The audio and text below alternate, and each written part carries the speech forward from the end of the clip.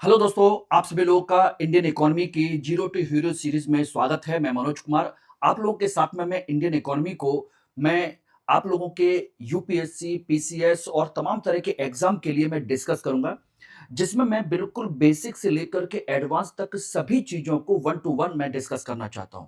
और साथ के साथ कोशिश करूंगा कि करंट अफेयर में जो कुछ भी नया चीज हो रही है, जो आपके एग्जाम में आ सकती है किसी भी तरीके से, वो इसमें मैं चर्चा करूंगा। चाहे वो इकोनॉमिक्स का हो, इंडियन इकोनॉमी का हो, वर्ल्ड इकोनॉमी का हो, ग्लोबल इकोनॉमी का हो, या देखिए किसी भी प्रकार के टॉपिक हो, इन्फ्लेशन हो या बैंकिंग सेक्टर हो, एग्रीकल्चर हो, इंडस्ट्री हो, जहां कहीं भी कुछ भी चीज हो रही है, वो सारी चीजें हम इसमें वन टू वन बेसिक से लेकर के एडवांस लेवल तक कवर करेंगे। इसमें मैं पूरी कोशिश करूंगा कि आपको एनसीईआरटी का बेस लेकर के भी मैं चलूं। तो अगर आप लोग चाहते हैं कि प्रॉपर तरीके से इस क्लास को कंटिन्यू किया जाए, तो आप लोग इस क्लास को शुरू से लेकर लास्ट तक देखिए, क्योंकि आज मैं आपको बात करने जा रहा हूं इकोनॉमिक्स और इकोनॉमी के बीच के डिफरेंस को और इसकी मूलभूत बातों को, क्योंकि इसको जानना बहुत जरूरी है। यस, और ये सभी एग्जाम में आता है, क्योंकि लोगों को नहीं पता होता कि what is the difference between the economics and the economy. क्या होता है, अंतर ही नहीं पता होता। घर से यहां से पढ़ कहीं से पढ़ के जाते हैं, घर पे जाकर बताते हैं, अरे आज इकोनॉमिक्स पढ़ के आए थे या आज इकोनॉमी पढ़ के आए थे। सही शब्द पता होना बहुत जरूरी है। आज मैं इसमें सही शब्द, इसकी सही परिभाषा, इसके सभी रूप सिस्टमैटिकली मैं आपको डिस्कस करूंगा। तो शुरू से लाके लास्ट तक बने रहिएगा और साथ के साथ रजिस्टर लेकर के बैठिए, अपने नोट्स बनाते चलिएगा। आपको फिर बार बार मौका नहीं मिलेगा कि यूट्यूब पर कोई आपको इतने सिस्टमैटिकली आपको पढ़ाने वाला हो। ठीक है, ध्यान रखिएगा। और इसी के साथ मैं कहूंगा कि जिन लोगों ने अभी तक चैनल को सब्सक्राइब नहीं किया है, सब्सक्राइब जरूर कर लीजिएगा, बेल आइकन प्रेस कर दीजिएगा, और क्लास अगर पसंद आए तो आप लोग लाइक और शेयर जरूर कर दीजिएगा। ओके दोस्तों, तो चलिए आज इस सेशन को हम लोग स्टार्ट करते हैं। और इसमें जो मैं आप लोगों को कुछ चीजें बताने जा रहा हूं, उसको आप लोग सुन लीजिएगा। उससे पहले कि आपको इस क्लास की पीपीटी और अन्य चीजों की जरूरत हो, तो आप फटाफट इसको स्कैन करके मेरे टेलीग्राम ग्रुप को ज्वाइन कर लीजिएगा। और ये मेरा इंस्टाग्राम का है, इंस्टाग्राम पर मुझे फॉलो कर लीजिएगा। ओके दोस्तों, तो चलिए आज का ये सेशन हम लोग स्टार्ट करते हैं और समझने की कोशिश करते हैं कि आज हम क्या क्या पढ़ेंगे, किन किन चीजों पर फोकस करेंगे। तो देखिए, पिछली क्लास में मैंने आप लोगों को एक अर्थव्यवस्था को लेकर के, सारी चीज़ों को लेकर के मैंने एक सिलेबस डिफाइन किया था। आप लोगों ने काफ़ी पसंद किया उसको, कि भई इससे सिलेबस हमारे लिए बहुत आसान हो गया। आज हम लोग बात करेंगे एक विशेष चीज़ पर, जिसे हम कहते हैं पहली यूनिट। हम अपने पहली यूनिट, जिसे हम कह सकते हैं सामान्य परिचय, इसको हम लोग डिस्कस करने जा रहे हैं। सामान्य परिचय को लेकर के। और इस सामान्य परिचय में किन किन चीजों को देखेंगे, तो देखिए सामान्य चीजों में हम आज जो बात करने वाले हैं, नंबर एक, पहला जो टॉपिक होगा वो होगा हमारा अर्थशास्त्र और अर्थव्यवस्था, इसको जानना, ये जानेंगे। फिर दूसरा टॉपिक होगा जिस पर हम चर्चा करेंगे, वो है आपके अर्थशास्त्र के रूप, कि भाई अर्थशास्त्र के कितने रूप होते हैं, क्या क्या होते हैं। और तीसरा टॉपिक होगा जिसमें हम चर्चा करेंगे आर्थिक गतिविधियों को लेकर के, आर्थिक गतिविधियां। और ये ध्यान रखिएगा, ये एक सिस्टमेटिक क्लास है, जहां से आप one two one by one सारी चीजों को कवर करते चले जाओगे। अन्यथा आप परेशान रहोगे कि क्या है, कैसे है, किस तरीके से है। तो इसमें अब हम लोग बात कर रहे हैं, सबसे पहला टॉपिक अर्थशास्त्र और अर्थव्यवस्था को लेकर के, दोनों का अर्थ हमको पता होना बहुत जरूरी है। तो सबसे पहले बात आती है अर्थशास्त्र की। अर्थशास्त्र, पहले इसको समझ लीजिएगा। अर्थशास्त्र बेसिकली इसे हम कहते हैं इकोनॉमिक्स, ये तो आप जानते ही होंगे। इकोनॉमिक्स ये रहा। और इकोनॉमिक्स एक ग्रीक शब्द बस से बना हुआ है, इकोनॉमी, इकोनॉमिक्स ग्रीक शब्द है, जिसका अर्थ होता है घर का प्रबंधन। लेकिन हम यहां पर अगर हम जाने, तो इसको हम दो चीजों में डिवाइड करते हैं। एक होता है इकोनॉमिक, और एस फॉर होता है साइंस। यानी कि ये हो गया आर्थिक और ये है विज्ञान। यानी कि एक प्रकार का आर्थिक विज्ञान है ये, आर्थिक विज्ञान है, ध्यान रखना। और इसका अर्थ सिंपल सा समझने की कोशिश करिए दोस्तों, वो ये है कि ये इस आर्थिक विज्ञान किसका आर्थिक विज्ञान? यस, ये होता है आपके देश में, आपके क्षेत्र में जो कुछ भी आर्थिक गतिविधियां होती हैं, आर्थिक गतिविधियों का व्यवस्थित ज्ञान हासिल करना,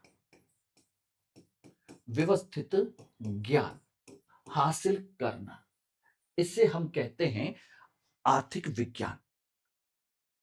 समझ लेना, आर्थिक, क्योंकि विज्ञान की परिभाषा क्या है आपने पढ़ी होगी विज्ञान की, किसी भी वस्तु या किसी भी पदार्थ का व्यवस्थित ज्ञान हासिल करना ही विज्ञान होता है। यानी किसी भी चीज के पीछे के सारे पहलुओं को समझना कि आखिर ये चीज जो बन रही है या जो चल रही है, इसका बेसिक पर्पस क्या है, कैसे बनी है, क्यों बनी है, किस तरीके से काम करती है, किस तरीके से काम करती है, किस तरीके से काम नहीं करती है, इसमें कौन सा सिद्धांत लागू होता है, कौन नहीं होता है। तो ये है आर्थिक गतिविधियों का व्यवस्थित ज्ञान हासिल करना। अब यहां पर दो चीजें हैं जिनको आप लोगों को जानना होगा। मैंने पहले ही कहा है, इकोनॉमी जो सब्जेक्ट है उसमें हर शब्द की अपनी एक परिभाषा है, इसलिए हर चीज को बहुत जरूरी, बहुत ध्यान से सुनने की कोशिश करिए और पूरी क्लास देखिएगा, क्योंकि अगर आपने इन चीजों को नहीं समझा तो बेटा फिर इकोनॉमी आपको पढ़ाने वाला कोई ऐसे मिलेगा भी नहीं। तो पहली एक चीज तो है आर्थिक गतिविधियां हमको पता होना चाहिए, और दूसरा व्यवस्थित ज्ञान का मतलब क्या है। देखिए, ये व्यवस्थित ज्ञान का मतलब होता है कि भाई ऐसा ज्ञान, आर्थिक गतिविधियों से संबंधित ऐसा ज्ञान जो विभिन्न अर्थशास्त्रियों ने अर्थशास्त्रियों ने दिया, अर्थशास्त्रियों ने जो ऐसा ज्ञान दिया, यानी कि जिसके उन्होंने कुछ नियम बताए, कुछ सिद्धांत बताए, उनके आधार पर, यानी कि अर्थशास्त्रियों द्वारा दिए गए विभिन्न नियमों और सिद्धांतों के आधार पर ज्ञान हासिल करना किसका? आर्थिक गतिविधियों का। यह ध्यान रखना, यही है। यानी कि एक प्रकार से देखा जाए तो आपकी जो अर्थशास्त्र है, ये एक सैद्धांतिक ज्ञान की बात करती है। सैद्धांतिक ज्ञान यानी कि किसका? आर्थिक गतिविधियों का, आर्थिक गतिविधियों का सैद्धांतिक ज्ञान हासिल करना।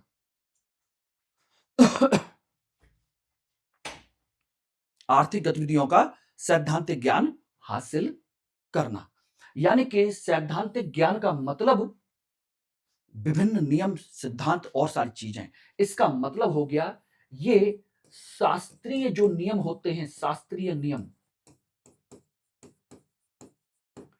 पर आधारित होता है, शास्त्रीय नियमों पर क्या होता है? आधारित। जैसे आपने प्राचीन समय में एक चीज पढ़ी थी, कौटिल्य का अर्थशास्त्र। अर्थ और शास्त्र यानी कि आर्थिक गतिविधियों का शास्त्र यानी कि विज्ञान। उसका मतलब ये, शास्त्र का मतलब ही होता है विज्ञान यानी कि व्यवस्थित ज्ञान, जो विभिन्न नियमों सिद्धांतों के अनुसार चलता है। इसलिए कौटिल्य के अर्थशास्त्र की खास बात यह है कि उसमें किसी राजा का, किसी भी राज्य का कोई नाम नहीं है। उसमें सैद्धांतिक बातें दे रखी हैं कि भाई एक राज्य की आर्थिक गतिविधियां, उसकी राजनीतिक गतिविधियां कैसे चलनी चाहिए और कैसे चलती हैं। अगर ऐसा होता है तो ऐसा होना चाहिए, ये सारी चीजें।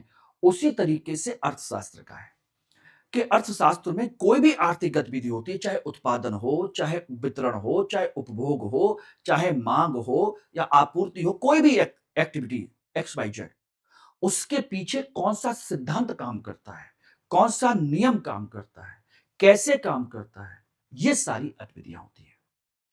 इसलिए अर्थशास्त्र एक सैद्धांतिक अवधारणा है और इसका ध्यान रखिएगा, हमारे यूपीएससी से कोई लेना देना नहीं है।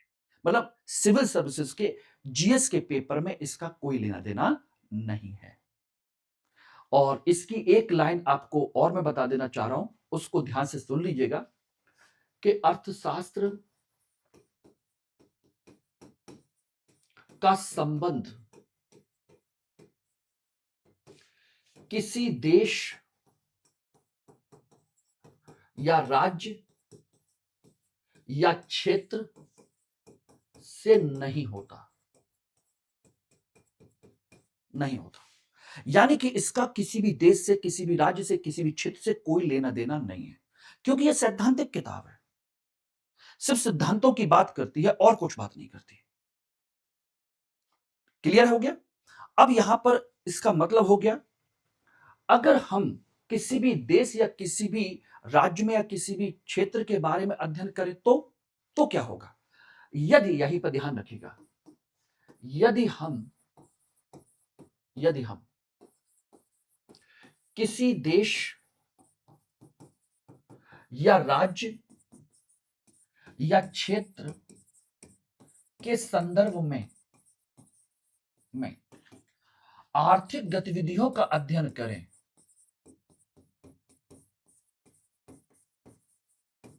आर्थिक गतिविधियों का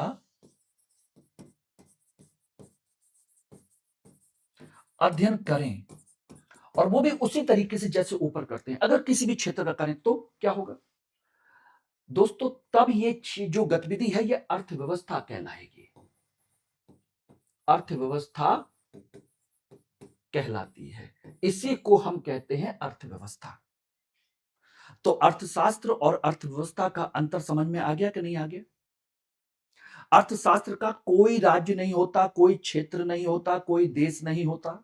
वो एक सैद्धांतिक किताब है, एक नियमों की किताबें हैं, जो विभिन्न अर्थशास्त्रियों ने विभिन्न आर्थिक गतिविधियों के लिए 50 नियम दे रखे हैं। उन नियमों को पढ़ते हैं,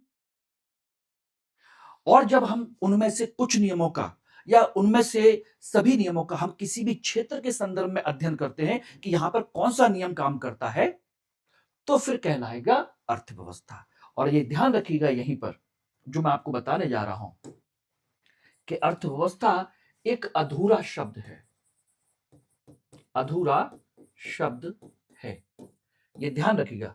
it is the incomplete word, अधूरा शब्द है। जब इसमें किसी देश, राज्य या क्षेत्र का नाम जोड़ते हैं तब पूर्ण होता है, तब पूर्ण होता है, उसके बाद ही होगा, अन्यथा नहीं। जैसे भारतीय अर्थव्यवस्था। अब बताइए आप क्या पढ़ने जा रहे हो, आपका सिलेबस क्या है? भारतीय अर्थव्यवस्था, चीनी अर्थव्यवस्था, यूरोपीय अर्थव्यवस्था, अफ्रीकी अर्थव्यवस्था। तो ये पूरे के पूरे अफ्रीका महाद्वीप की है, तो ये क्षेत्र हैं, बात समझ गए, ये देश हैं। तो जब हम किसी भी क्षेत्र विशेष के संदर्भ में आर्थिक गतिविधियों का अध्ययन करते हैं तो वो कहलाती है अर्थव्यवस्था। इसलिए उसके नाम के आगे उस देश का या क्षेत्र का नाम लिखना जरूरी होता है। अब बताइए आप किसकी तैयारी कर रहे हो, आपका सिलेबस क्या है, अर्थशास्त्र या भारतीय अर्थव्यवस्था? आंसर दीजिए फटाफट कमेंट सेक्शन में, बताइए आपका सिलेबस क्या है, अर्थशास्त्र या भारतीय अर्थव्यवस्था? स्वाभाविक सी बात है, भारतीय अर्थव्यवस्था। यही है हमारा सिलेबस, यही है हमारी अवधारणा।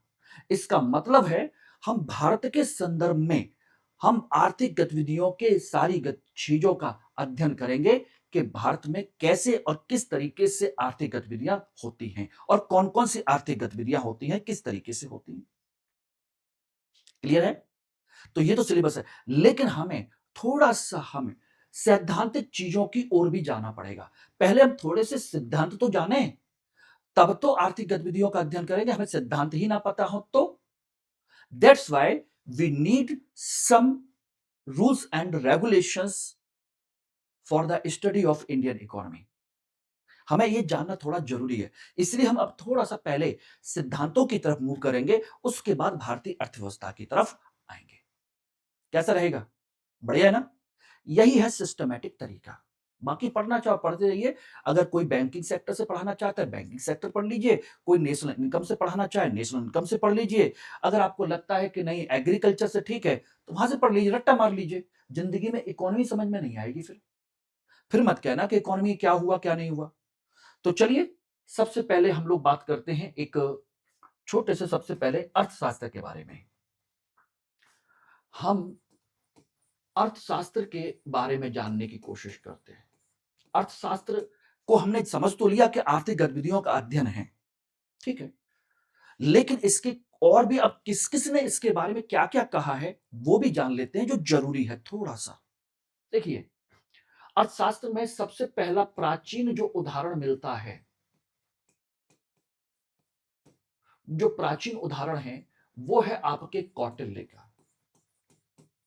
कौटिल्य, कौटिल्य का अर्थशास्त्र, ये आपने किताब का नाम सुना ही होगा, नेचुरल सी बात है, कौटिल्य का अर्थशास्त्र। लेकिन ये जो कौटिल्य का अर्थशास्त्र है दोस्तों, इसकी खास बात समझ लीजिएगा, ये राजनीतिक अर्थशास्त्र था। राजनीतिक अर्थशास्त्र की किताब है, जिसमें उन्होंने एक राज्य को चलाने के लिए आर्थिक गतिविधियों के बारे में पूरा विस्तृत विवरण दिया है। एक महान साम्राज्य की आर्थिक गतिविधियां क्यों और कैसे और किस प्रकार की होनी चाहिए, और आर्थिक गतिविधियां कैसी होंगी, उसी से एक महान साम्राज्य का निर्माण होता है। तो उसका उद्देश्य था एक महान साम्राज्य का निर्माण, और उसके लिए आर्थिक गतिविधियां, और उसके लिए उसकी युद्ध नीतियां, तमाम तरह की चीजें, सारी चीजें इसमें उसने बताई हैं। इसीलिए इसे कहते हैं राजनीति शास्त्र की किताब है। लेकिन कौटिल्य पागल नहीं था जो उसने उसका नाम अर्थशास्त्र रखा, क्योंकि पता है कि किसी भी राज्य का बेस होता है इकोनॉमी, अर्थ, पैसा, क्योंकि बिना उसके कोई भी राज्य महान हो ही नहीं सकता, वो युद्ध जीत ही नहीं सकता, वो अपने राज्य की जनता का कल्याण कर ही नहीं सकता। और इसीलिए आज की डेट में वो उतना ही रिलीवेंट है। आज भी अगर आप देखोगे तो भारत सरकार हो या कोई भी सरकार हो, अपने विकास के लिए आर्थिक गतिविधियों पर निर्भर है, और उसके पूरी दुनिया में अपने पैर पसारने की कोशिश करते हैं। कोई जबरदस्ती उन पर कैप्चर करना चाहता है, कोई प्यार मोहब्बत से संबंध बनाना चाहता है। सबका अपना अपना नेचर है, लेकिन है पैसा ही, उसके मूल में पैसा है। चाहे अमेरिका हो और चाहे चाइना हो, चाहे रूस हो, चाहे जापान हो, बेस क्या है? पैसा। ये बात ध्यान रखिएगा। ये तो प्राचीन काल की हो गई।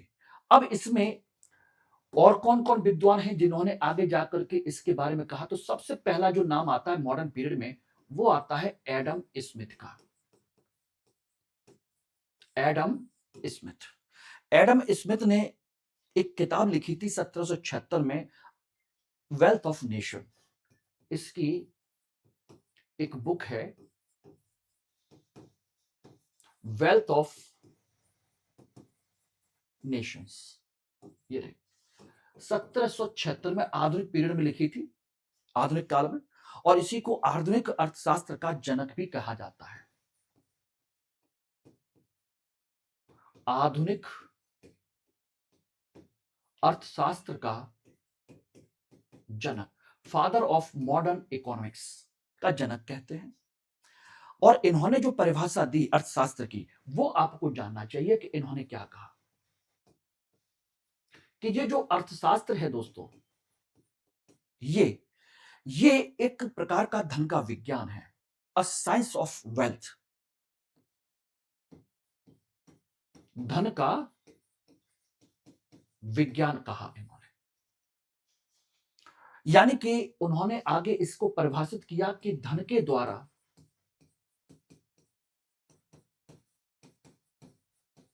धन के द्वारा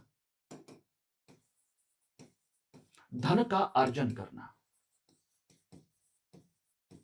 धन के द्वारा धन का अर्जन करना, यानी कि धन से धन कमाना, यानी कि एक तरीके से पूंजी कमाना, पूंजी से पूंजी कमाना, यानी कि आपके पास पैसा है तो पैसा खर्च करो और उससे खूब पैसा कमाओ। इसी सिद्धांत को कहा जाता है पूंजीवाद। पूंजीवाद, जिसमें पैसे से पैसा कमाने पर बल दिया जाता है, ये समझ लेना। और ये पैसे से पैसा, धन से धन कैसे कमाया जा सकता है, उसने इसके लिए कहा कि भाई इसके लिए हमें एक सिद्धांत अपनाना चाहिए। बोले क्या? कि इसके लिए सबसे जरूरी है मुक्त व्यापार का सिद्धांत,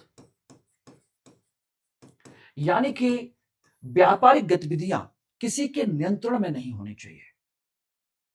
व्यापारी और व्यापार अपने आप तय करे उसको, जिसे हम कहते हैं हस्तक्षेप का सिद्धांत।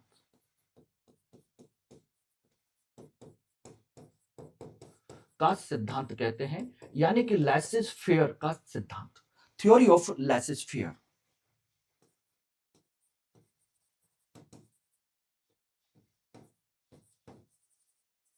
लेसेस फेयर, ये रहा, ये है इनका थ्योरी कि भाई राजा को, शासक को, प्रशासक को, राज्य को आर्थिक गतिविधियों के मामले में हस्तक्षेप नहीं करना चाहिए। जैसी डिमांड हो, जैसी सप्लाई हो, उसी के अनुसार उसकी कीमतें तय होनी चाहिए। मुक्त छोड़ दीजिए उसको। आप केवल और केवल शासक प्रशासक केवल विनियमन देखें कि कहीं पर कोई भी गलत काम ना हो रहा हो, बस। बाकी सबको फ्री छोड़ दीजिए। अपने आप ही वो कीमतें अपने आप तय कर लेंगी कि हमारी कीमत कितनी होनी चाहिए। It's a depend on demand and supply, मांग और आपूर्ति। ये मार्केट के फैक्टर हैं। मैं आगे चल के चर्चा करूंगा मांग क्या होती है, आपूर्ति कैसे होती है, किस तरीके से होती है। मैं एक एक चीज की डिटेल में चर्चा करूंगा, क्योंकि ये हमारे आर्थिक गतिविधियों का एक हिस्सा है। तो अभी मैं केवल अर्थशास्त्र की केवल परिभाषा बता रहा हूं, फिर मैं अर्थशास्त्र के रूप भी बताऊंगा, फिर अर्थशास्त्र के में किन किन आर्थिक गतिविधियों का अध्ययन होता है उनकी भी डिटेल में बताऊंगा।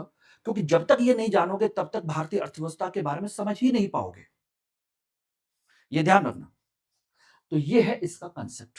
तो पहला ये कंसेप्ट क्लियर हो गया, ये रहा। तो पूंजीवाद का समर्थक कौन है? Adam Smith. यही इसने फ्रांसीसी क्रांति प्रबोधन के समय में यही अवधारणा पूरी दुनिया को दी थी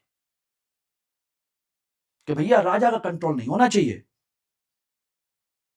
ओके, अब दूसरे व्यक्ति आते हैं, एक और भी आए, उनका नाम है अल्फ्रेड मार्शल। अल्फ्रेड मार्शल 1890 के आसपास हैं। इन्होंने जो किताब लिखी थी वो है थ्योरी ऑफ इकोनॉमिक्स। बुक है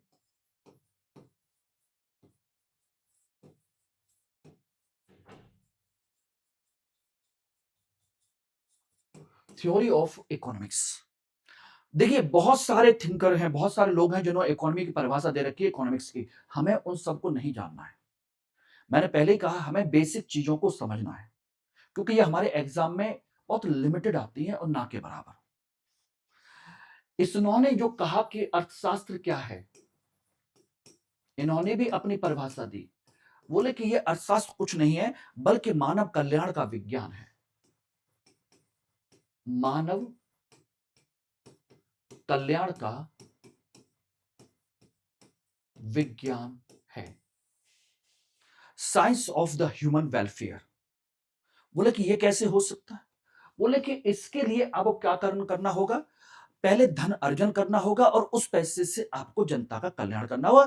पैसे से पैसा कमाना नहीं, पैसा कमा करके लोगों का भला करना। यानी कि धन अर्जन द्वारा जन कल्याण को बढ़ावा, यानी कि पैसा कमाइए और उसके बाद उन लोगों का पुण्य कीजिए। बात समझ गए नहीं? तो ये है। अब आपके देश की अर्थव्यवस्था में कंसेप्ट क्या है? हमारी अर्थव्यवस्था में हमने दोनों चीजों को अपनाया हुआ है। हम एक तरफ पूंजीवाद को बढ़ावा देते हैं, उनसे टैक्स लेते हैं, और जो सोशल वेलफेयर का काम करते हैं। बात समझ में आई कि नहीं आई? ये जो कंसेप्ट है, यानी कि हमारा जो देश है, जिसे हम स्टेट कहते हैं, एक वेलफेयर स्टेट है। क्या है? कल्याणकारी राज्य, जिसमें हम गरीब, पिछड़े, निम्न वर्ग इन सबको ऊपर उठाने की कोशिश करते हैं, उनका भला करने की कोशिश करते हैं। ये हमारी अर्थव्यवस्था का, हमारे देश का शासन का स्वरूप है। ये ध्यान रखना। इसलिए भारत ने दोनों रूपों को अपनाया, पूंजीवाद भी और समाजवाद भी। दोनों मॉडल को इसमें अपनाया गया था। ठीक है ना? ये हो गया। तो ये 2 मैंने विशेष परिभाषाएँ मैंने आप लोगों को बताई हैं, इनको कम से कम आप लोगों को याद कर लेना चाहिए। अब बात आती है कि इसमें और भी चीज़ है कि अध्ययन कैसे किया जाता है? अध्ययन कैसे करते हैं? इसको मैं आपको कल आगे डिस्कस करूँगा। अध्ययन के रूप कौन-कौन से हैं? Micro, macro, environmental, world, global, तमाम तरह के वेलफेयर इकोनॉमिक्स, ये तमाम सारे रूप हैं इसकी स्टडी करने के। अब मैं सोच रहा हूँ कि आपको डेली बेसिस पर आधा-आधा घंटे की मैं डेली क्लासेस आप लोगों को दूँ। आधा-आधा घंटे की, ज़्यादा नहीं, आधा-आधा घंटे भी आपकी चलती रहेगी, तो आपका काम हो जाएगा। क्योंकि वीक में एक लंबी क्लास देने से बेटर है कि मैं छोटा-छोटा, छोटा-छोटा आप लोगों को प्रोवाइड कराऊँ। आज के लिए मैं इतना ही रखूँगा, बाकी फिर आप लोगों का मंडे से मैं पूरी कोशिश करूँगा कि आपको डेली बेसिस पर ये किताब क्लास आपको मिलती रहे। बताइए कैसा रहेगा? ओके? चलिए, थैंक यू वेरी मच।